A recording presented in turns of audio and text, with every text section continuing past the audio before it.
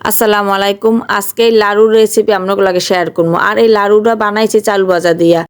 এই লাড়ুটা বানাইতে একেবারে সহজ। আর এই লাড়ু চাইলে আপনারা 15 দিনের মতন সংরক্ষণ করতে পারবেন।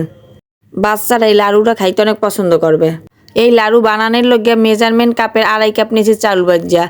আর নিয়েছি সাদা তিল। এই জায়গায় হাফ কাপের মতন সাদা তিল আছে ভাজা, তারপরে ঠান্ডা করে ব্লেন্ডারে চাল ভাজার তিলগুলা গুঁড়ো করে নিয়েছি। চাল ভাজা আর তিল মোট এই জায়গায় 3 কাপের মতো নিয়েছি দেখে এই জায়গায় হলো গিয়া 1 কাপ দিয়ে দিছি খেজুরের গুড়, 1 কাপ দিয়ে দিছি নারকেল কোড়া।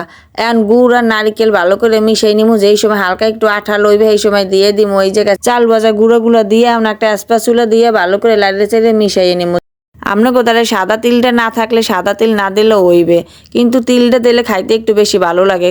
আর এই জায়গায় 3 কাপ চাউলের গুঁড়ার লগে 1 কাপ গুড় ঠিক আছে।